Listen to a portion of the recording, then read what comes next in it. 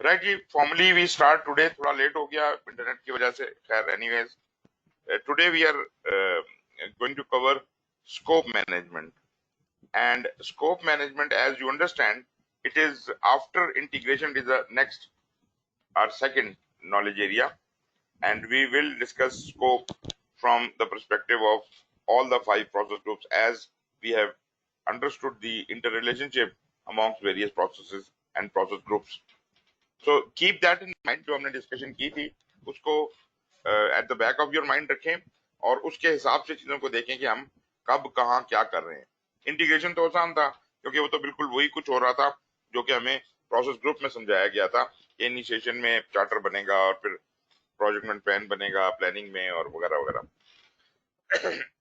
और वो चूंकि integration is overall in charge of everything, तो उसको हर जगह होना जरूरी था।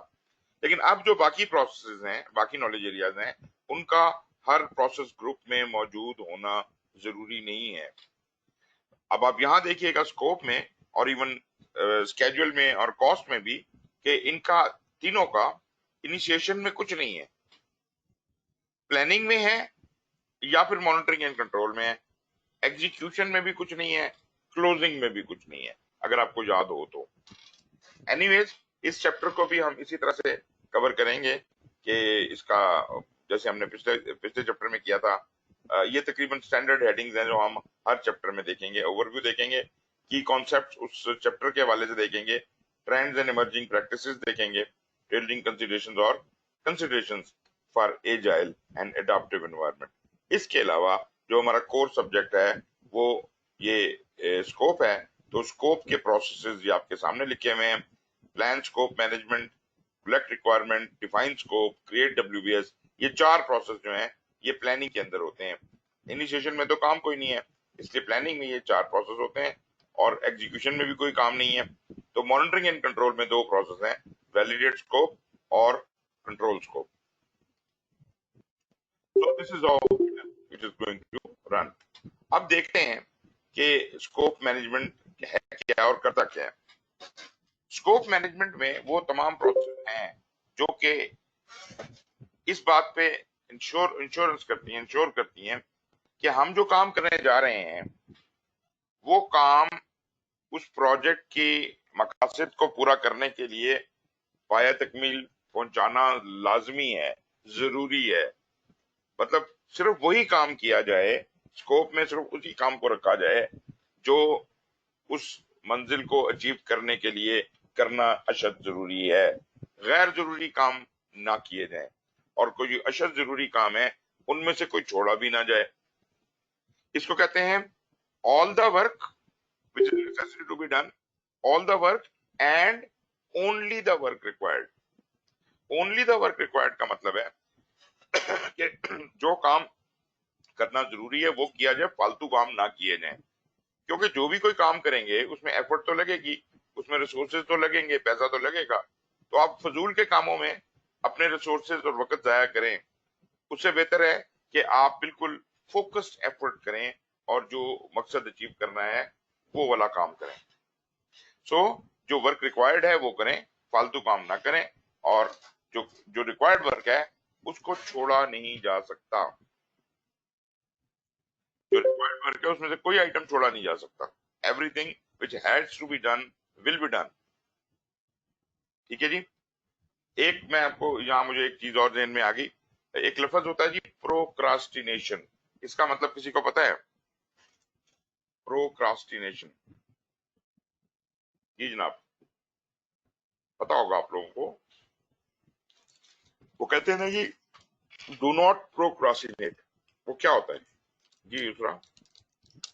कि सुस्ती ना करें, लेजीनेस ना करें, बिल्कुल डिले कर देना चीजों को, जी। क्या डिले कर देना अपने काम को। ठीक है, इसका मतलब ये जी, एक तो एक लफ्ज है क्रास्टिनेशन, ये उससे निकला है। क्रास्टिनेशन का मतलब ये सुस्ती है, जो आपने बात की, सुस्ती करना क्रास्टिनेशन का मतलब है।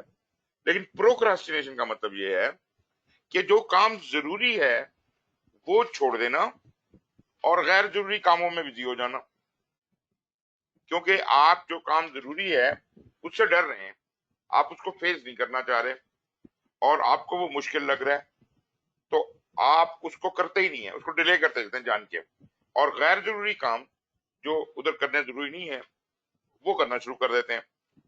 ये जो प्रोक्रास्टिनेशन की डेफिनेशन मैंने आपको बताई, ये बुनियादी तौर पे ये आपको बता रही है कि आप जो कुछ कर रहे हैं आउट ऑफ स्कोप कर रहे हैं, इन स्कोप करें ताकि आपकी एफर्ट किसी काम आए।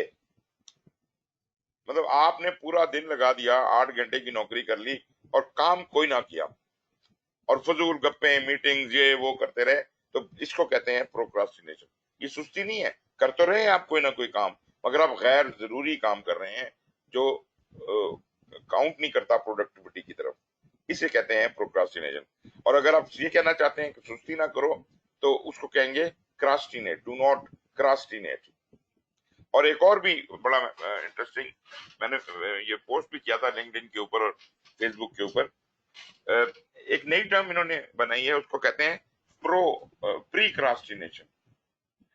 ऐसे लोग जो पहले ही सारे काम करके बैठ जाते हैं, उसके अंदर क्या प्रॉब्लम है, उसमें भी प्रॉब्लम है।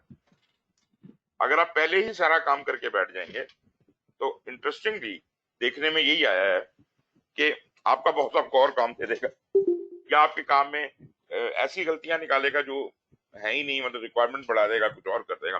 खैर दिस इज अनदर सब्जेक्ट, लेकिन फॉर द टाइम बीइंग हम इसी बात के ऊपर हैं कि प्रोक्रास्टिनेट, काम अपना जो अशद जरूरी है वो आपने करना है और गैर जरूरी काम नहीं करना। ये बात समझ आएगी?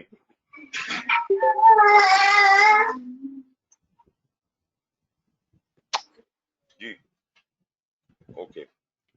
खैर तो ये इससे ये पता चल जाता है कि आपके प्रोजेक्ट के इन स्कोप कामों के हिसाब से व्हाट इज इन स्कोप, क्या करना स्कोप के अंदर है और क्या नहीं करना स्कोप के अंदर नहीं है। तो इस तरीके के साथ ये तो काम हो गया, लेकिन बात सिर्फ काम से शुरू नहीं होनी, काम तो करेंगे बाद में, पहले तो पता चले करना क्या है। Why are you doing this work, why do you want to do this work. तो पहले तो उसका स्कोप एस्टेब्लिश करें कि बनाना क्या है, उसको कहते हैं प्रोडक्ट स्कोप। जो आपने मंजिल अचीव करनी है, जो चीज आपने बनानी है, वो आपका प्रोडक्ट है, और उस प्रोडक्ट का स्कोप आपने पहले डिफाइन करना है, क्योंकि जब प्रोडक्ट का स्कोप वाज़ेह होगा फिर हम कर सकते हैं क्या क्या काम किए जाए उससे ये प्रोडक्ट बन जाए। मतलब इस प्रोडक्ट को बनाने के लिए हमें क्या क्या काम करने पड़ेंगे, this is the project scope. तो प्रोडक्ट स्कोप होगा तो प्रोजेक्ट स्कोप बनेगा, क्योंकि प्रोजेक्ट स्कोप कामों की तरफ पॉइंट करता है और प्रोडक्ट स्कोप जो स्पेसिफिकेशन या फीचर्स आपने उसमें लाने हैं वो उनको पॉइंट करता है। तो इसका बहुत क्लोज एसोसिएशन है काम का प्रोडक्ट के साथ। आप क्या करने जा रहे हैं, क्या चीज बनाने जा रहे हैं, वो उसके ऊपर डिपेंड करता है आपके प्रोजेक्ट का स्कोप। आगे आगे चल के हम इसके बारे में मजीद बात भी करेंगे। तो प्रोजेक्ट के स्कोप को मैनेज करना is primarily concern with defining and controlling what is and is not included in the project. क्या चीज प्रोजेक्ट में शामिल है, क्या चीज प्रोजेक्ट में शामिल नहीं है, इसको एक तो वाज़ेह तौर पे बयान कर दिया जाए, और दूसरा जब इस प्रोजेक्ट को किया जा रहा हो तो इसी डेफिनेशन के एन मुताबिक इसको चेक भी किया जाता रहे, कंट्रोल भी करें। स्कोप बहुत जरूरी है कंट्रोल करना, क्योंकि स्कोप में गैर मरई किस्म की तब्दीलियां, मतलब आप गैर इरादी तब्दीलियां आ जाती हैं, आपको पता ही नहीं चलता। इसको कहते हैं स्कोप क्रीप, कि जिसको पता ही नहीं चला, किसी से पूछा भी नहीं, इजाजत भी नहीं ली, और बगैर किसी चेंज रिक्वेस्ट के तो पता चला जी स्कोप तो तब्दील हो चुका है। किसने किया भाई तब्दील, कोई पता नहीं है, बस तब्दील हो गया जी, सबने कहा तब्दील हो गया, बस ठीक हो गया। दिस इज, ये सबसे बड़ा इसकी कमजोरी है कि स्कोप में वो हर एक की टेंडेंसी यही होती है कि कोई बात नहीं स्कोप चेंज कर दो, और बगैर किसी इजाजत के, बगैर किसी तरीके के स्कोप में जो चेंजेस आ जाती हैं वो स्कोप क्रीप लाती हैं और वो अलाउड नहीं है।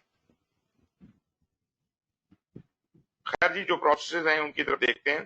प्लानिंग के अंदर हमने क्या कुछ करना है। अब यहाँ एक बात समझनी है कि आपको मैंने बताया ना कि प्रोडक्ट का स्कोप वाजे होगा तो प्रोजेक्ट का स्कोप बन सकेगा। प्रोडक्ट का स्कोप क्या है? प्रोडक्ट का स्कोप कहां से आएगा? कौन बताएगा कि ये क्या प्रोडक्ट का स्कोप है? Basically this depends upon the requirements which definitely have been provided to you in the contract or otherwise। आपको बताई गई है क्या काम करना है आपने, आपको जो जो काम आपको शुरू करने के लिए दिया गया है उस स्टेटमेंट में बताया गया है क्या बनाना है। लेकिन एक बात मेरी ज़हन में रखिए कि जो चीजें आपको बताई जाती हैं उनमें तब्दीलियां भी आती हैं। क्यों आती हैं भला तब्दीलियां? People change their mind. अब ये नहीं है कि उसका दिल, उसका शौक है कि मैं अपना माइंड चेंज करूंगा। कस्टमर को पता ही नहीं होता कि और क्या क्या फैक्टर्स इसमें प्ले करेंगे और अल्टीमेटली क्या गेम बन जाएगी और फ्यूचर में क्या कुछ होगा। अगर सिर्फ कस्टमर अपनी रिक्वायरमेंट बता रहा है तो वो शायद एंड यूजर की रिक्वायरमेंट नहीं बयान कर पा रहा, वो शायद अदर जो स्टेक होल्डर्स हैं उनकी नीड्स एंड एक्सपेक्टेशंस को केटर नहीं कर रहा। भले आपको कॉन्ट्रैक्ट में लिख के दिया हो कि आपने ये बिल्डिंग इन डायमेंशंस के साथ बनानी है, I would still like to cross check the dimensions, the specifications, जो रिक्वायरमेंट्स जो हैं मैं एक दफा फिर क्रॉस चेक करना चाहूंगा, ना सिर्फ कस्टमर से बल्कि तमाम स्टेक होल्डर से। ये मेरे लिए एज अ प्रोजेक्ट मैनेजर बहुत इंपॉर्टेंट है, बहुत जरूरी है कि बाद में जो मैं पिलर टू पोस्ट भागूं और मुझे कोई कहे इधर को घूम जा उधर को घूम जा, ये कर दो ये डाल दो ये निकाल दो, तो उससे बेहतर है कि यहाँ पे थोड़ा सा कूल थॉट दे दिया जाए, रिक्वायरमेंट्स को एक्सप्लोर कर लिया जाए, सारे स्टेक होल्डर्स को ऑन बोर्ड लाया जाए और अगर कहीं कोई तब्दीली स्कोप में करनी है, उसमें कोई इनहांसमेंट करनी है तो अभी बेहतरीन टाइम है, क्योंकि अभी तो हमने काम करना शुरू ही नहीं किया। और अगर कॉन्ट्रैक्ट साइन भी हो गया तो कोई बहुत बड़ी क़यामत नहीं आ गई है। अगर कस्टमर खुद से ये रियलाइज कर लेता है कि यार ये तो रिक्वायरमेंट हमने जो दी थी गलत है और इसमें ये चीज ऐड होनी चाहिए, तो उसके साथ निगोशिएट हो सकता है। कॉन्ट्रैक्ट की जो क्या कहते हैं डॉक्यूमेंट है वो दोबारा भी साइन हो सकता है, वो री निगोशिएट भी हो सकता है। डोंट यू थिंक, जो हम एजाइल में कहते हैं कि अपने आप को कॉन्ट्रैक्ट से मत बांधें, काम को समझें और काम के मुताबिक कॉन्ट्रैक्ट्स इंसानी डॉक्यूमेंट्स हैं, उनको बदला भी जा सकता है। तो जो लोग अपने आप को कॉन्ट्रैक्ट से एल्फी लगा के बांध देते हैं वो बिल्कुल फ्लेक्सिबल नहीं होते, उनमें बिल्कुल एजिलिटी का एलिमेंट नहीं पाया जा सकता। इसलिए कॉन्ट्रैक्ट डॉक्यूमेंट्स अपनी जगह अहमियत रखते हैं, लेकिन कॉन्ट्रैक्ट डॉक्यूमेंट्स को थोड़ा इस अंदाज में देखिए कि ये तब्दील भी हो सकते हैं। ऐसी कोई क़यामत नहीं आ गई कि अगर कॉन्ट्रैक्ट के मुताबिक काम ना हो सका तो। खैर, कॉन्ट्रैक्ट जैसे हमने कहा कि दोनों पार्टीज मिलकर रीनिगोशिएट कर सकती हैं और किसी भी वक्त प्रोजेक्ट की लाइफ के अंदर उसमें तब्दीलियां लाई जा सकती हैं। अब और मैं इस बात से भी इत्तेफाक करता हूं कि हमें रिक्वायरमेंट्स दी गई हैं, चार्टर में दी गई हैं, स्कोप जो बताया गया उसमें दी गई हैं, जो हमें क्या कहते हैं एग्रीमेंट या कॉन्ट्रैक्ट मिला है उसमें दी गई हैं और किसी ने सोच समझ के बनाई होंगी। मैं उसको चैलेंज नहीं कर रहा, मैं सिर्फ क्लैरिटी चाहता हूं, मैं सिर्फ उन रिक्वायरमेंट्स को कंफर्म करना चाहता हूं। तो इस बात को अगर आप समझते हैं तो आप ये भी समझेंगे कि रिक्वायरमेंट्स एक अलग ही शोबा है। स्कोप तो खैर हम कर ही रहे हैं, लेकिन रिक्वायरमेंट की अलग दुकान है कि जनाब रिक्वायरमेंट किसने दी, क्यों दी, क्या हुआ, और फिर वो रिक्वायरमेंट जो है उसकी मेंटेनेंस भी करनी है। बाद में रिक्वायरमेंट चेंज होगी तो कौन किस चैनल से करेगा। तो ये पूरी साइंस बजाते खुद एक है, कहने को तो ये पूरा नॉलेज एरिया बन जाता है, लेकिन दरअसल रिक्वायरमेंट्स का जो शोबा है ये बिजनेस एनालिस्ट का काम होता है आमतौर। आप चूंकि प्रोजेक्ट मैनेजर हैं और आपका बड़ा क्लोज एसोसिएशन होता है बिजनेस एनालिस्ट के साथ, और कभी कभी आपसे बिजनेस एनालिस्ट के काम कराए भी जाते हैं, तो आपको ये स्किल आना चाहिए कि रिक्वायरमेंट्स कैसे कलेक्ट करते हैं। तो आपने उस तरीके से रिक्वायरमेंट्स को कलेक्ट करना है और इसका कैसे रिक्वायरमेंट्स को डील करना है, उसके लिए हमें एक अलग से मैनेजमेंट प्लान भी बनाना पड़ेगा और उसका नाम है रिक्वायरमेंट्स मैनेजमेंट प्लान। स्कोप का तो बनाएंगे ही बनाएंगे। आपको बताया था ना कि हर प्लानिंग के शुरू में हम उस प्लानिंग का, उस नॉलेज एरिया का एक मैनेजमेंट प्लान बनाते हैं, जिसमें गाइडलाइन होती है कि सारे काम करने के तरीके और हिदायत बताई होती हैं।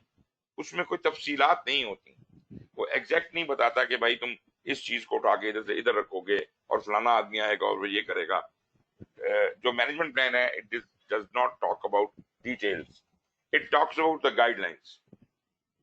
So all the guidelines relating to scope will be enclosed in the scope management plan, and all the guidelines relating to requirement gathering, collection, maintenance, change, जो भी requirement के हवाले से है, that would be maintained in another management plan which is called requirements management plan. ये दोनों management plan scope के ही knowledge area में बनाए जाते हैं। जब प्लान स्कोप मैनेजमेंट का अमल हो रहा होता है तो उसी में रिक्वायरमेंट मैनेजमेंट प्लान भी बन जाता है और स्कोप मैनेजमेंट प्लान भी बन जाता है। लेकिन याद रखिएगा कि scope management plan is a bigger plan, right? It has to go a long way, whereas requirement management plan is our backward compatibility with the business analyst. It is kind of a confirmation we are undertaking. Therefore, we have to have both management plans, and then based on those management plans हम planning में उनका इस्तेमाल करना शुरू करेंगे। 5.2 जब collect requirements करने की बारी आती है तो हम जो रिक्वायरमेंट मैनेजमेंट प्लान को मद्देनजर रखते हुए मेजरली हम इसको कंसल्ट करेंगे कि रिक्वायरमेंट्स कैसे गैदर करनी चाहिए, और उसके मुताबिक हम तमाम स्टेक होल्डर जो कि हम पहले ही आइडेंटिफाई कर चुके हैं उन स्टेक होल्डर्स के पास जाएंगे। सिर्फ कस्टमर के पास नहीं, मैं कह रहा हूं तमाम स्टेक होल्डर्स के पास, क्योंकि स्टेक होल्डर बड़ा इंपॉर्टेंट रोल प्ले करते हैं स्कोप को स्टेबलाइज करने में। हो सकता है कि कस्टमर ने या जिसने हमें कॉन्ट्रैक्ट दिया है वो शायद उन बातों को ना सोचा हो, और जब हम उसके सामने ये बातें रखें तो वो कहे कि हाँ यार ये तो बात सही है, इसको तो करना पड़ेगा ऐसे। तो ये चीज बहुत जरूरी है अंडरस्टैंड करना कि रिक्वायरमेंट जो है वो बदल सकती हैं। तो यहाँ पर जब कलेक्ट रिक्वायरमेंट्स की जाएंगी तो ओवरऑल स्कोप मैनेजमेंट प्लान से भी गाइडेंस सीख की जाएगी, लेकिन जो इसका मेन सोर्स है इसकी गाइडेंस का वो रिक्वायरमेंट मैनेजमेंट प्लान है। उसके मुताबिक हम फिर स्टेक होल्डर से इंटरेक्ट करेंगे, उनसे रिक्वायरमेंट्स उठाएंगे और उन रिक्वायरमेंट्स को फिर मैं बताऊंगा आपको कि रिक्वायरमेंट कितनी किस्म की होती हैं, क्या क्या करती हैं, वगैरह वगैरह। जब ये रिक्वायरमेंट सारी हमारे पास आ जाएंगी तो उसके बाद जब कंफर्म हो जाएंगे कि हाँ यार ये रिक्वायरमेंट है, तो फिर हम उसे निगोशिएट करते हैं अपने क्या कहते हैं कस्टमर के साथ या जिसके साथ भी। मैं वो बताता हूँ आपको कलेक्ट रिक्वायरमेंट्स की बात। एनीवेज जब ये रिक्वायरमेंट्स आ जाती हैं तो उसके बाद फिर अगला जब स्टैब्लिश हो जाती हैं तो उसके बाद हम अगला स्टेप करते हैं। ये सबसे इंपॉर्टेंट स्टेप है। It is called define scope and the output is very strong document. This is the project scope statement. Project scope statement is the most elaborate form of scope ever created, because this is created by the project manager himself. ये हमें कोई बनी बनाई नहीं मिली। मैं मानता हूं इस बात को कि जो आपको प्रोजेक्ट दिया जा रहा है पहले कुछ तो स्कोप ज़हन में होगा ना, चार्टर में भी कुछ स्कोप बताया गया होगा, कुछ बिजनेस केस में भी बताया गया होगा, और जितनी भी डॉक्यूमेंट्स अब तक बनती आई हैं उनमें स्कोप तो होगा। लेकिन आप ये देख सकते हैं कि जितने दूर का डॉक्यूमेंट है, मतलब एक है प्रिलिमिनरी मोटा मोटा जो हिसाब किताब लगाया गया था उस वक्त का डॉक्यूमेंट, उसमें तो बहुत सतही किस्म का स्कोप होगा, मोटा मोटा स्कोप होगा। जिस तरह जैसे आप आपके करीब चीजें आती जा रही हैं तो वो ज्यादा डिटेल्ड होती जा रही हैं। लेकिन जितना एक्सप्लेन स्कोप को आप करेंगे इससे ज्यादा और कोई नहीं कर सकता, क्योंकि यू आर द पर्सन और you are the team who will execute. इस स्कोप पे अमल पैरा आप लोगों ने होना है। आप यू आर द बेस्ट जजेस कि स्कोप की एलेबोरेटेड फॉर्म क्या होगी। सो define scope is created, scope statement is created in the process of define scope. यहाँ पे वो जो रिक्वायरमेंट्स हमने कलेक्ट की थी वो हमारे लिए इनपुट का काम करती हैं। आई मीन वो जो रिक्वायरमेंट्स हैं उन्हीं को हम मद्देनजर रखते हैं और उनके हिसाब से हम ये देखते हैं कि हमारे पहले तो ये डिसाइड करें कि हमारे प्रोडक्ट का क्या स्कोप होगा, हमारे प्रोडक्ट में क्या फंक्शंस एंड फीचर्स होंगे, उसकी सारी रिक्वायरमेंट जो डिफरेंट किस्म की रिक्वायरमेंट्स हैं उनको कंसिडर करते हुए, मतलब वो रिक्वायरमेंट बिजनेस रिक्वायरमेंट हो सकती हैं, वो प्रोजेक्ट रिक्वायरमेंट हो सकती हैं, क्वालिटी रिक्वायरमेंट हो सकती हैं, उनकी बात करेंगे। 8-10 किस्म की रिक्वायरमेंट्स होती हैं, तो वो तमाम की तमाम रिक्वायरमेंट्स को मद्देनजर रखते हुए हम अपने प्रोडक्ट का स्कोप एस्टेब्लिश करेंगे। मतलब एग्जैक्ट स्पेसिफिकेशन जब हमें पता चल जाएंगी, एग्जैक्ट फीचर्स क्या क्या लेके आने हैं जब हमें पता चल जाएगा, तो फिर हम कंफर्टेबल होंगे अब हम उसका कि क्या काम किए जाएं इस स्कोप को पूरा करने के लिए। आप ये बात समझ सकते हैं कि जब तक हमें ये ना अंदाजा हो कि हमने क्या करना है, हम टीमें कैसे मोबिलाइज कर सकते हैं, हम काम को कैसे प्लान करना शुरू कर सकते हैं, हम काम को समझ ही नहीं सकते तो उसका ब्रेकडाउन क्या बनाएंगे और उसको परफॉर्म कैसे करेंगे। इसलिए ये जो प्रोडक्ट स्कोप से प्रोजेक्ट का स्कोप डिफाइन होना जरूरी है।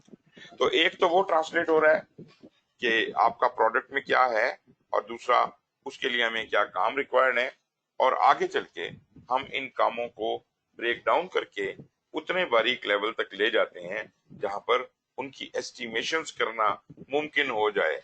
मतलब मुमकिन तो पूरे प्रोजेक्ट के भी एक मोटा एस्टिमेट लगाया जा सकता है, लेकिन तफसीली डिटेल्ड एस्टिमेशन इम्कान जहां मुमकिन हो जाए कि आप ये ना कहें कि ये घर तकरीबन 2 करोड़ में बन जाएगा, बल्कि अपना एग्जैक्ट हिसाब किताब लगा सकें कि अच्छा जी दीवार इतने की बनेगी, ईंटें इतने की आएंगी, सीमेंट इतने का आएगा, फलानी चीज, मजदूरी का ये पैसे लगेंगे। तो आप एग्जैक्ट एस्टिमेशन उसकी लगा सकें, और वो तभी लगा सकेंगे जब उसके अंदर होने वाले काम आपके सामने वाज़ेह तौर पे नजर आना शुरू हो जाएंगे। तो पहले तो प्रोडक्ट का स्कोप है, फिर प्रोजेक्ट का स्कोप है, और उस प्रोजेक्ट के स्कोप से आपकी स्कोप स्टेटमेंट बनती है।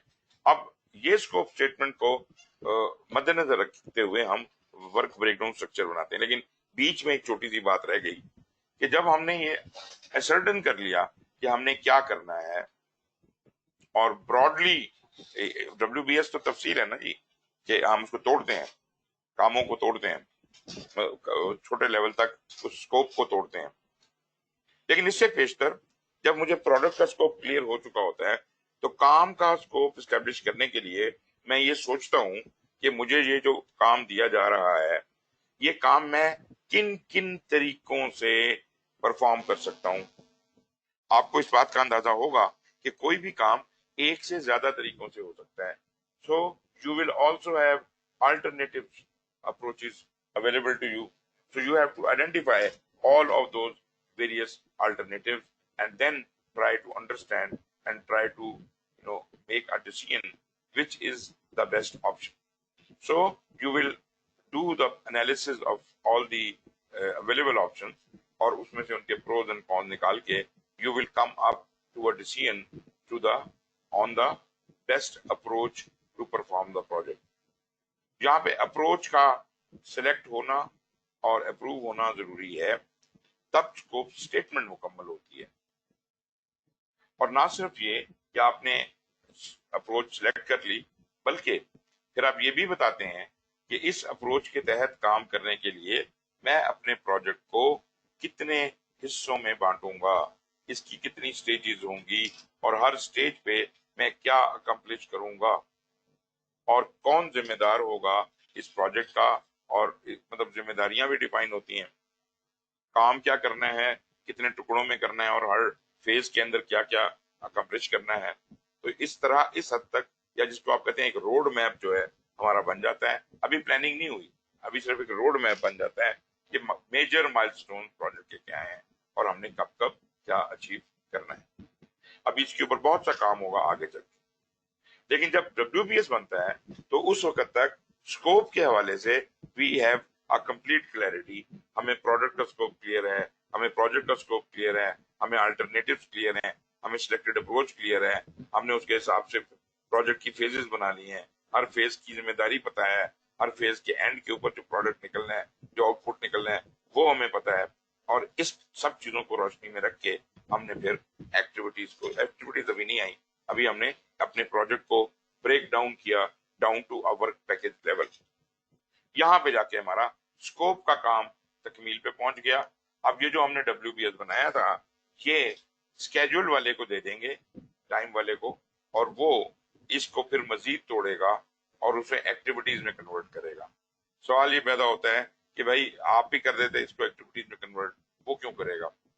उसकी वजह ये है कि जो स्कोप बन रहा है ये प्रोजेक्ट मैनेजर के पॉइंट ऑफ व्यू से बन रहा है। प्रोजेक्ट मैनेजर का पॉइंट ऑफ व्यू ये है कि ये जो प्रोजेक्ट करना है मैं इसको कब, कहां और कैसे काबू में करूंगा। काबू में करने के लिए जिस हद तक डिटेल में जाने की जरूरत है उस हद तक WBS बनता है। इसके बाद आप यूं समझ लीजिए कि ये WBS जो है ये हवाले कर दिया जाता है स्केड्यूल की टीम के, और वो लोग फिर उसको फर्दर ब्रेक डाउन करते हैं क्योंकि दे आर द बेस्ट जज कि हमने जो काम करना है उसकी स्पेशलिटी उनके पास है। इसलिए एक्टिविटीज को डिफाइन करने का काम प्रोजेक्ट मैनेजर अपनी टीम को देता है। प्रोजेक्ट मैनेजर की टीम उन वर्क पैकेजेस को जो कि आपने बना के दिए थे, बल्कि मैं तो यूं कहूंगा कि इवन टीम वहां भी इन्वॉल्व होती है जो वर्क पैकेजेस बन रहे होते हैं जब WBS बन रहा होता है, और बाद में इस WBS को फर्दर ब्रेक डाउन करना उन्होंने अपने पॉइंट ऑफ व्यू से, ताकि एग्जैक्टली वो कैसा समझते हैं कि इस काम को कितनी देर में होना चाहिए। देखें, प्रोजेक्ट मैनेजर अगर बताएगा कि ये काम कितनी देर में होगा तो ये उसकी सोच हो सकती है, लेकिन ये एक्चुअली ऑन ग्राउंड जो एक्सपर्टीज अवेलेबल है उनका ख्याल नहीं हो सकता। हो सकता है वो समझते हो कि ये बिल्कुल हाइपोथेटिकल फिगर ले लिए हैं, असल में तो काम ऐसे हो ही नहीं सकता, या हमारी तो कैपेबिलिटी इतनी नहीं है। आपने पता नहीं किसकी कैपेबिलिटी के मुताबिक प्लान कर दिया है, कुछ जिन्नात आएंगे काम करने के लिए। तो इसलिए प्रोजेक्ट मैनेजमेंट टीम को आप ये इजाजत देते हैं कि वो खुद से प्लान करें। एनीवेज वो बातें तो होंगी स्केड्यूल में। अब हम बात करते हैं कि ये तो प्लानिंग की हद तक 4 चीजें तो हो गई। अब आपकी मॉनिटरिंग एंड कंट्रोल में क्या होगा। एग्जीक्यूशन तो आपको बता दिया था मैंने कि एग्जीक्यूशन में स्कोप, टाइम और कॉस्ट, ये 3 चीजों का कुछ नहीं होता, क्योंकि ये सब इंटीग्रेट होके बेसलाइन की सूरत में प्रोजेक्ट मैनेजमेंट प्लान के पास चली गई हुई है, और प्रोजेक्ट मैनेजमेंट प्लान की ही जिम्मेदारी है कि इन तीनों चीजों को इंटीग्रेटेड फॉर्म में एग्जीक्यूट करे, और उसके लिए इंटीग्रेशन का प्रोसेस एग्जीक्यूशन में है direct and manage project work, जो ये जिम्मेदारी कबूल करता है। और जब हमने WBS कंप्लीट कर लिया तो आपको पता चल गया स्कोप स्टेटमेंट भी फाइनल है, और ये जो WBS बना है वर्क ब्रेकडाउन स्ट्रक्चर ये भी फाइनल है। तो इसको यहाँ पे हम बेस लाइन कर देते हैं, और बेस लाइन करके हम अपने ये जो मैनेजमेंट प्लान बनाए थे, स्कोप मैनेजमेंट प्लान और requirement management plan, along with this baseline we submitted to the project management plan, ये उसमें जमा हो जाता है जाके। और भी प्लान इस तरह बनते जाएंगे और वो अपनी अपने आउटपुट उसको देते जाएंगे, और प्रोजेक्ट मैनेजमेंट प्लान आखिर तक कंप्लीट होता रहेगा, उसमें डाटा एंटर होता रहेगा, और जब सारी चीजें उसके अंदर आ जाएंगी तो वो फिर पाया तकमील पे पहुंचेगा, मतलब प्लानिंग प्रोजेक्ट प्लान मुकम्मल हो जाएगा, और फिर हम एग्जीक्यूशन की तरफ जा सकते। एनीवे एग्जीक्यूशन तो उसने खुद ही करनी है। मॉनिटरिंग एंड कंट्रोल में जब हम आते हैं तो मैंने बताया था कि हर एक चीज का अपना अपना कंट्रोल है, तो स्कोप का भी है, लेकिन स्कोप वो चीज है जिसके यहाँ 2 कंट्रोल है। अब देखिएगा कि एक तो बात आपने एक नई चीज ये देखी कि ये वो वाहिद नॉलेज एरिया है जिसके अंदर एक नहीं 2 मैनेजमेंट प्लान है, एक रिक्वायरमेंट्स का और एक स्कोप का। उसके बाद ये वाहिद नॉलेज एरिया है जिसके 2 कंट्रोल्स हैं, मतलब इंटीग्रेशन के भी 2 हैं। इंटीग्रेशन के अलावा, इंटीग्रेशन तो पेरेंट है ना, इंटीग्रेशन के अलावा स्कोप वो दूसरा नॉलेज एरिया है जिसके अंदर मॉनिटरिंग एंड कंट्रोल के 2 काम हैं, एक वैलिडेट स्कोप और दूसरा कंट्रोल स्कोप। जैसे मैंने आपको बताया था कि एक तो प्रोडक्ट का स्कोप होता है और एक प्रोजेक्ट का स्कोप होता है, तो यूं समझ लीजिए कि प्रोडक्ट के स्कोप को चेक करना वैलिडेट स्कोप का काम है, और प्रोजेक्ट के स्कोप को चेक करना कंट्रोल स्कोप का काम है। आप ये देख सकते हैं कि जो प्रोडक्ट का स्कोप है उसका ताल्लुक चीज से है, डिलीवरेबल से है। जो डिलीवरेबल बनेगी वो जब आएगी मॉनिटरिंग एंड कंट्रोल के पास, तो उस डिलीवरेबल को कौन कौन इंस्पेक्ट कर सकता है बताएंगे। मैंने बताया था आपको। जी जनाब। कौन कौन लोग हैं जो मॉनिटरिंग एंड कंट्रोल के अंदर, वो कौन कौन से प्रोसेस हैं जो डिलीवरेबल जब एग्जीक्यूशन से आता है तो उसकी इंस्पेक्शन करते हैं? जी, एनीवन रेज हैंड? जनाब,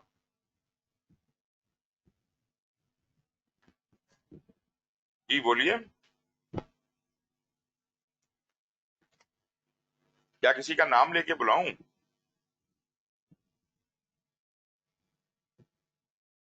सर काइंडली रिपीट करते हैं क्वेश्चन आप। सर, मैंने ये कहा कि जब एग्जीक्यूशन से डिलीवरेबल निकलता है बनके, तो वो मॉनिटरिंग एंड कंट्रोल में जाता है। मॉनिटरिंग एंड कंट्रोल में उसके साथ क्या सलूक होता है, कौन कौन से प्रोसेस उधर मौजूद हैं जो उसकी इंस्पेक्शन कर सकते हैं? डिलीवरेबल को कौन इंस्पेक्ट करता है?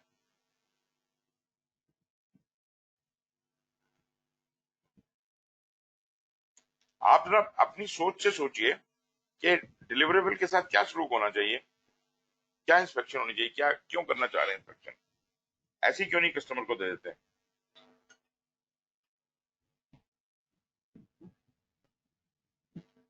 जी जनाब। सर ये चेक करना होगा कि जो कॉन्ट्रैक्ट के अंदर हमने स्कोप लॉक किया है तो वो मतलब मीट कर रहा है, हमारी प्रोडक्ट उसे मीट कर रही है या नहीं कर रही। तो फिर उसको चेक करने के लिए प्रॉपर चेकलिस्ट बनी हुई होती हैं और हम उसके ऊपर चेक करते हैं कि हमारी प्रोडक्ट उस चेकलिस्ट को सेटिस्फाई कर पा रही है या नहीं कर पा रही, और जो है ताकि फिर हमें फाइनल पता चले। और अगर उसमें कोई भी चीज़ रहती हो या कोई भी चीज़ ऐसी हो जो डेफिशिएंसी आ रही हो तो वो हम पे ठीक करवाएं और फिर उसके बाद फाइनल प्रोडक्ट दे सकें।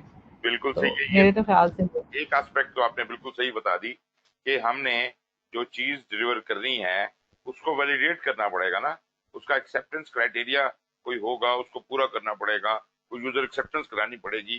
तो ये काम है वैलिडेट स्कोप का। लेकिन वैलिडेट स्कोप पे डिलीवरेबल आने से पहले एक और भी जगह पे चेक होके आता है, वो बताइए कौन है? जी, एनीवन एल्स? वैलिडेट का मतलब तो ये है ना कि बस आपने चीजों को, यूजर एक्सेप्टेंस की चेक किया चेकलिस्ट से और सब ओके है तो कस्टमर के हवाले कर दिया, खत्म हो गई बात। लेकिन इससे पेशतर और भी तो कुछ होता होगा डिलीवरेबल का, और कौन सा चेक है? सर क्वालिटी चेक में भी कि जी, क्वालिटी उसकी ठीक है या नहीं है जो क्वालिटी हमने। या फिर मॉनिटरिंग टाइप का इस तरह का कोई चेक होता है sir? Quality, quality is the right answer. देखें, डिलीवरेबल की बात हो रही है, मॉनिटरिंग क्या करेगा? मॉनिटरिंग क्या डिलीवरेबल को पॉलिश करेगा? क्या करेगा उसको? असल में इसकी मॉनिटरिंग एंड कंट्रोल है ही ये डिलीवरेबल की, कि उसकी क्वालिटी कंट्रोल किया जाए। अगर क्वालिटी कंट्रोल के मुताबिक वो चीज पूरी नहीं उतरती तो उसको रिजेक्ट कर दिया जाए या उसको ठीक किया जाए। तो quality control is a different subject than user acceptance. ये जो आपकी एक्सेप्टेंस होती है या वैलिडेशन होती है, यूं समझिए कि आपका डिलीवरेबल दो चेक्स से गुजरेगा। पहला चेक होगा क्वालिटी कंट्रोल का, और अगर क्वालिटी कंट्रोल ने उसको यस कर दिया, उसको अप्रूव कर दिया, तो ये जो चीज यहां से अप्रूव होकर निकल रही है, जो डिलीवरेबल यहां से निकल रही है, उसको अब हम डिलीवरेबल नहीं कहेंगे, उसको हम कहेंगे वेरीफाइड डिलीवरेबल। ये इसको जब वेरीफाइड डिलीवरेबल का मतलब है कि इसका क्वालिटी कंट्रोल हो चुका है। लेकिन अभी भी क्वालिटी कंट्रोल तो हो चुका है, लेकिन अभी भी कस्टमर के हाथ में देने के लिए ये तैयार नहीं है। अभी हमने एक आखिरी चेकिंग करनी है, एक आखिरी टेस्ट करना है, और उसको हम कहते हैं वैलिडेट स्कोप, जिसके अंदर हम एक चेक लिस्ट के मुताबिक हर आइटम चेक करेंगे कि जी सारी चीजें भी पूरी हैं। मिसाल के तौर पे आप गाड़ी डिलीवर कर रहे हैं, पता चला उसके पिछली वाली सीट ही नहीं लगाई हुई, ठीक है जी। अब क्वालिटी कंट्रोल वाला इसको क्या पकड़ेगा? क्वालिटी कंट्रोलर तो ये कहेगा सीट सही बनी हुई है या नहीं बनी हुई है। वो कहेगा मेरे पास सीट आई थी, मैंने चेक कर ली, मैंने उसको पास कर दिया, अब यहाँ लगी क्यों नहीं है, ये मेरा मेरा प्रॉब्लम तो नहीं है। तो क्या सब चीजें पूरी हैं? ये आपका स्कोप की वैलिडेशन है, ठीक है जी। तो क्वालिटी कंट्रोल पहला इंस्पेक्शन, और इससे चीजें वेरीफाई हो जाती हैं उसके बाद दूसरा इंस्पेक्शन, आखिरी और फाइनल इंस्पेक्शन वैलिडेट स्कोप का, यहाँ पे यूजर एक्सेप्टेंस हो जाती है और यहाँ से जो डिलीवरेबल निकलती है उसको हम कहते हैं एक्सेप्टेड डिलीवरेबल, क्योंकि उसकी यूजर एक्सेप्टेंस टेस्टिंग हो चुकी है, ये एक्सेप्टेड डिलीवरेबल है। अब इसको सिर्फ कस्टमर के हवाले करना है, भले अभी कर दें भले कुछ देर बाद कर दें, तो इसको सिर्फ अब कस्टमर के हवाले करें। मतलब यूं समझें कि हमने पैक करके रखा हुआ है और अब कस्टमर को सेंड करना है या उसको हैंड ओवर करना है। तो ये जनाब आपको मेरा ख्याल है कि बात समझ आई होगी कि यहाँ पर स्कोप वैलिडेशन का क्या रोल है। तो स्कोप वैलिडेशन अगर आप और ज्यादा गहराई में देखें तो ये आपके काम को नहीं चेक कर रहा कि आपने काम कैसा किया, इसका ताल्लुक सिर्फ एक बात से है, डिलीवरेबल बना, जैसे बता रही थी आप दूसरा कि डिलीवरेबल में जो जो खसूसियात होनी चाहिए थी, जो जो स्पेसिफिकेशंस होनी चाहिए थी, जो जो फीचर्स होने चाहिए थे, आया कि वो सब मौजूद हैं या नहीं है, यही कहलाती है यूजर एक्सेप्टेंस टेस्टिंग। और वैलिडेट स्कोप का ताल्लुक एक्सक्लूसिवली प्रोडक्ट के साथ है, इसका काम के साथ, काम कैसा अच्छा हुआ है बुरा हुआ है इससे इसका ताल्लुक नहीं।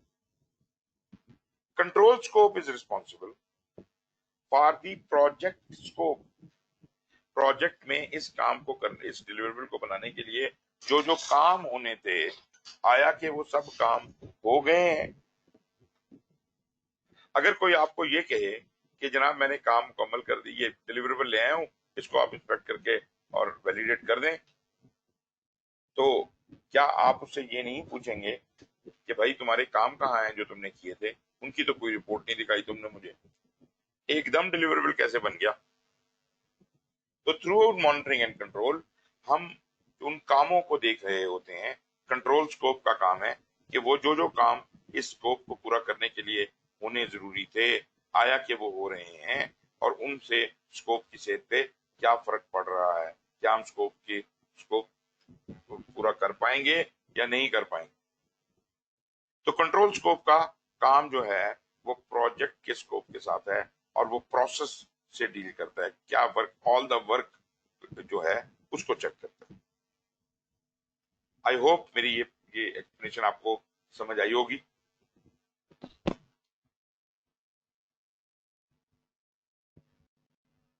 ओके जी, ये जनाब आपकी सारी प्रोसेस हैं, उनको ब्रीफली डिफाइन किया गया है।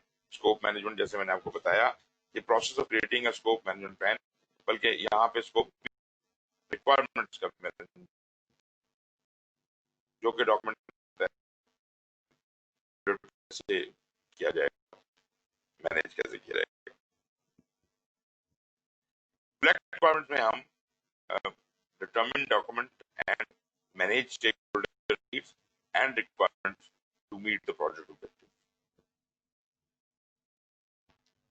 Define scope में process of developing a detailed description of the project and product, मतलब product scope और project scope यहाँ बनता है और फिर उसकी scope statement बनती है।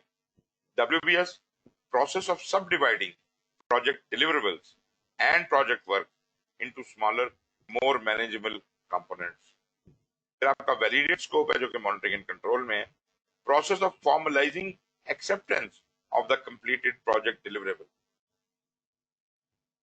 और फिर है जी quality control, control scope, the process of monitoring the status of the project and product scope and managing changes to the scope baseline.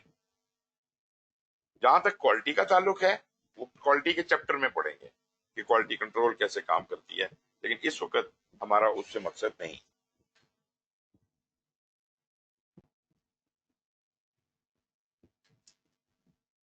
ये एक डायग्राम आपके सामने आया होगा,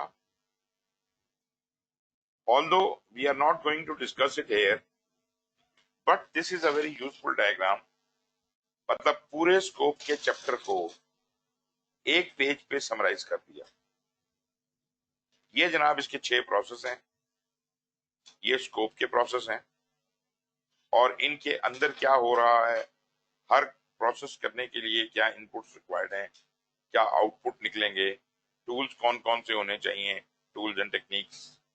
सो ये all is written here, but naturally we will open up each box subsequently, but I would very strongly recommend कि हर जो knowledge area का चैप्टर है उसमें जो ये वाला चार्ट है ये निकालें, उसमें से प्रिंट करें और दीवार पे लगा दें। अगर आप एग्जाम की तैयारी करना चाहते हैं तो ये चीजें आपकी नजरों के सामने होंगी तो आपको कुछ इनकी समझ आना शुरू होगी।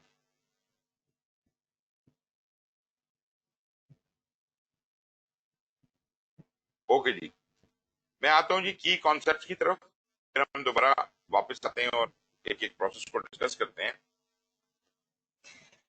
प्रोजेक्ट के कॉन्टेक्स्ट में स्कोप दो किस्म के हो सकते हैं, जैसा मैंने आपको बताया।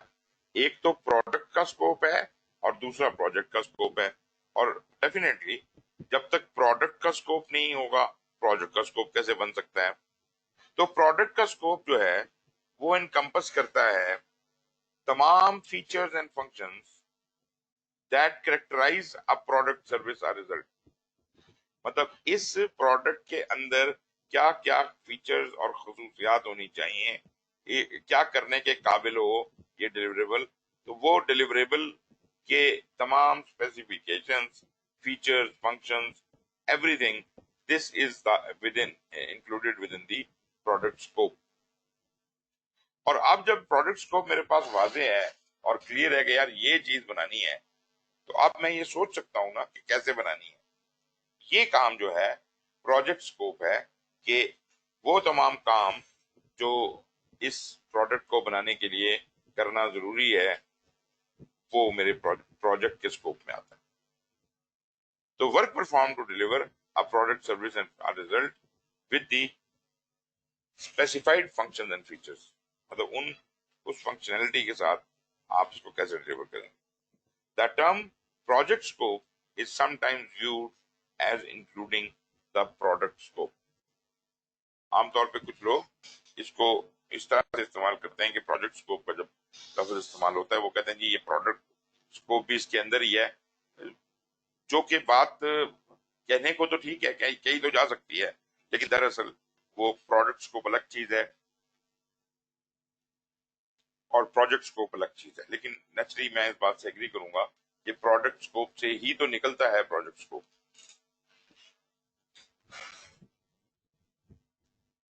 फिर जनाब यहाँ पे आपको मैंने ये बताया था कि प्रोजेक्ट की लाइफ साइकिल का फैसला भी यही होता है। तो इसका मतलब जब स्कोप मैनेजमेंट प्लान वगैरह बने तो उसमें वो हमें हिदायत देता है कि लाइफ साइकिल कैसे बनानी है और उसके बारे में क्या एडवाइस है ऑर्गेनाइजेशन की गवर्नेंस की तरफ से। ठीक है जी, तो लाइफ साइकिल जो है वो हम चुन लेते हैं और फिर उसके मुताबिक काम करते हैं। तो ये चुनने का अमल जो है ये यहाँ पर इस प्रोसेस का है। Project life cycles can range along a continuum from predictive approaches to one end and adaptive or agile approaches at the other end। Predictive के अंदर जैसे आपको पता ही है project deliverables are defined at the beginning and any changes to the scope are progressively elaborated। In an adaptive or agile life cycle तो वहां पे आप जो है डिलीवरेबल जो हैं वो छोटे छोटे चंक्स में स्प्रिंट बाय स्प्रिंट रिलीज होती जाती हैं। They are developed over time over multiple iterations. छोटे छोटे आइटरेशंस के अंदर हम काम करते जाते हैं और अल्टीमेटली वो मंजिल अचीव होती है। Where a detailed scope is defined and approved for each iteration when begins. Projects जिनकी एडाप्टिव लाइफ साइकिल होती है they are intended to respond to high levels of change। Adaptive का मतलब ही है कि आप बदलते हुए हालात के साथ अडॉप्ट करने को तैयार हैं। तो एडाप्टिव लाइफ साइकिल पे अगर आप चल रहे हैं तो आपका बहुत इंटरेक्शन होगा लोगों के साथ और चेंजेस ज्यादा आने का इम्कान होगा। Overall scope of an adaptive project will be decomposed into rest of the requirements and work to be performed, sometimes referred to as a product backlog। Product backlog का कुछ आइडिया आपको मैंने उसके हवाले से दिया था कि स्क्रम के अंदर या एजाइल के अंदर जब काम शुरू करने से पहले हम सारी रिक्वायरमेंट्स को एक डब्बे में डाल देते हैं, इकट्ठा करते जाते हैं और उसको उस डब्बे में डालते जाते हैं। फिर जनाब at the beginning of an iteration The team will work to determine how many of the highest priority items on the backlog list can be delivered within the next iteration. हम ये एस्टिमेशन करते हैं कि हम कितने काम कर सकते हैं अपने एक स्प्रिंट के अंदर। स्प्रिंट क्या है? स्प्रिंट एक फिक्स मुद्दत है, 2 हफ्ते की, 3 हफ्ते की, 4 हफ्ते की एक फिक्स मुद्दत है, और इस फिक्स मुद्दत के अंदर ही हमने काम करना है। तो जितना काम हम इतने टाइम में कर सके वो कर लेंगे, बाकी छोड़ देंगे।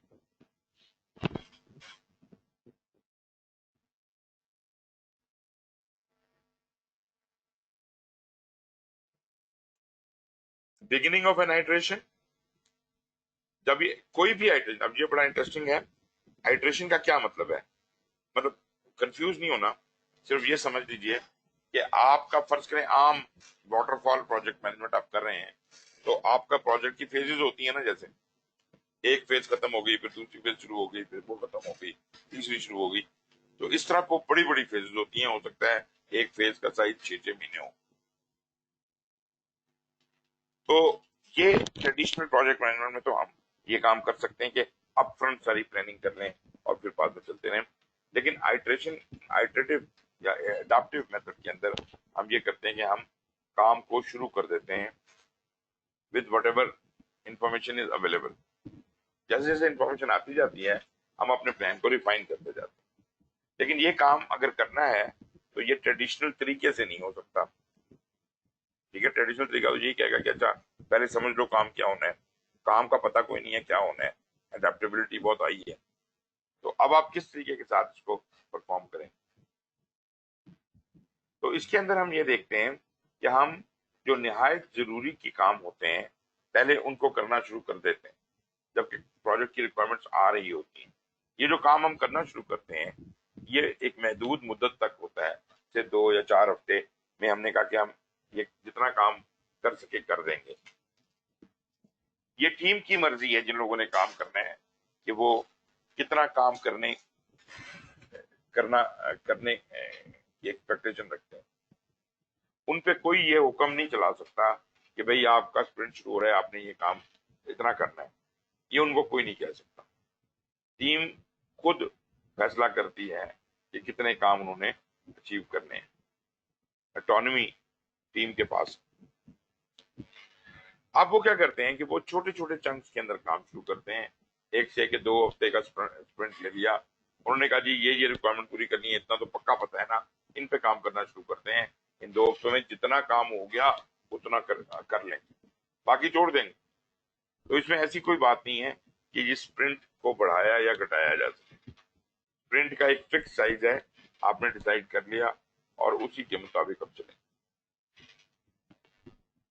तो जब हम अपना स्प्रिंट शुरू करते हैं तो स्प्रिंट फर्ज करें 2 हफ्ते का काम है, 2 हफ्ते का एक छोटा सा प्रोजेक्ट समझ लीजिए, और इस छोटे से प्रोजेक्ट के अंदर वो सब कुछ होगा जो किसी भी प्रोजेक्ट में होता है। इसका बाकायदा एक चार्टर भी होगा, इसके एंड के ऊपर इसका ट्रांजिशन भी होगा, इसमें और बहुत से फंक्शंस और फीचर्स हैं जो इसके अंदर इंक्लूडेड हैं। So as far as scope is concern, तो स्कोप के हवाले से रिक्वायरमेंट्स को कैलकुलेट करना, स्कोप को डिफाइन करना और WBS को क्रिएट करना, इन तमाम चीजों के अंदर हमें हेल्प चाहिए हो सकती है। तो तब हम ये भी की बेनिफिट निकालेंगे। हम करेंगे क्या कि हम कहेंगे कि अच्छा इन 2 हफ्तों का जो काम है इसके लिए क्या क्या रिक्वायरमेंट है। आप जरा गौर कीजिए कम्प्लेक्सिटी कितनी रिड्यूस होगी। एक जनाब 6 साल का प्रोजेक्ट था और आपको समझ नहीं आता स्टार्ट कहाँ पे करें। अभी हमने स्टार्ट कर दिया है और साथ साथ हम सीख भी रहे हैं।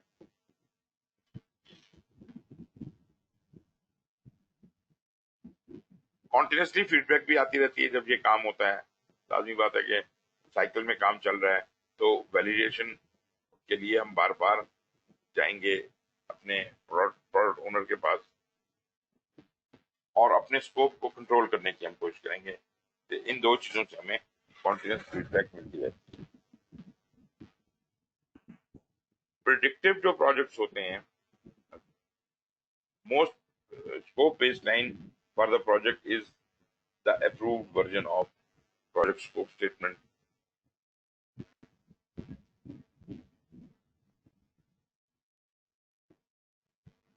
कहाँ चला गया?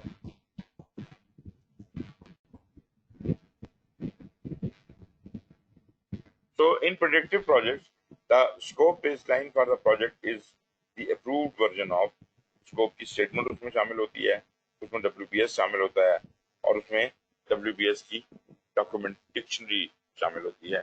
मतलब dictionary is kind of a list of all the activities और उनका brief information उनके बारे में. Projects with adaptive life cycle use backlog. जो एडाप्टिव लाइफ साइकिल है वो क्या करते हैं कि वो कहते हैं जी एक तो स्टैक लगा हुआ है, बैकलॉग लगा हुआ है पूरे प्रोडक्ट के लिए. प्रोडक्ट में जो भी रिक्वायरमेंट बदल रही है, नहीं आ रही है, लोग उसमें चिट्ठे फेंकते जा रहे हैं और आपने उनमें से जो ज्यादा इंपॉर्टेंट काम है वो उठा के करना शुरू कर दिया. जब अपना काम करके वापस आएंगे तो आपको दोबारा ये चीज करनी पड़ेगी. अच्छा जी, 10 मिनट की ब्रेक करने, फिर उसके बाद आगे कंटिन्यू करते हैं.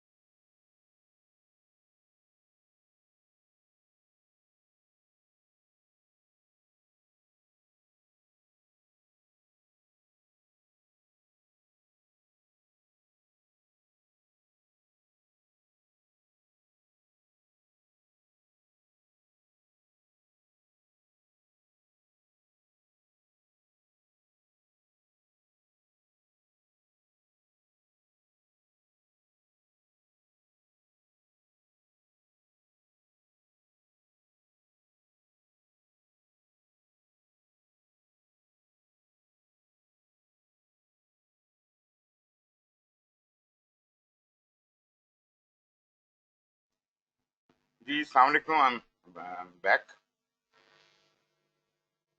Are you there? आप लोग मौजूद हैं जी सारे? Please raise hands. नदीम साहब हैं,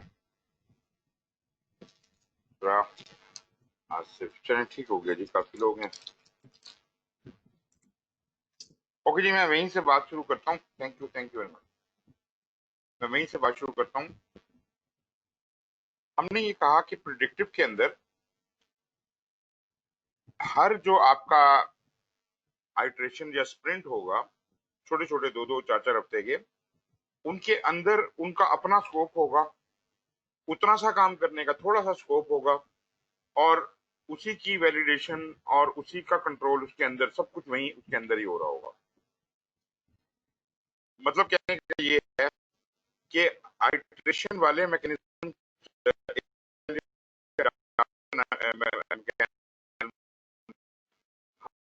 काफी जो स्कोप की गाइडलाइन है उसको काफी हद तक इस्तेमाल कर सकते हैं with little bit of changes. सिर्फ इतना फर्क आ जाता है कि यहाँ पे हम लोग स्कोप से बाउंड करते हैं चीजों को, वहां पे वी आर प्रोडक्ट बाउंड, मतलब हम टाइम बाउंड हैं। वहां हम हमारे पास से 2 हफ्ते हैं, हम कहते हैं 2 हफ्ते में जितना भी स्कोप पूरा हो सके कर लो। ये नहीं होता कि इतना स्कोप लाजमी पूरा करना है। हम कहते हैं कि 2 हफ्ते के टाइम में कितनी हमारी कैपेबिलिटी है काम करने की, उतना काम कर लो, और बाकी अगले हफ्ते में। तो छोटे छोटे चंक्स के अंदर हम काम करते जाते हैं, कंप्लीटमेंट होती जाती हैं और हम आगे बढ़ते जाते हैं। But anyways that is a detailed discussion which is not really required.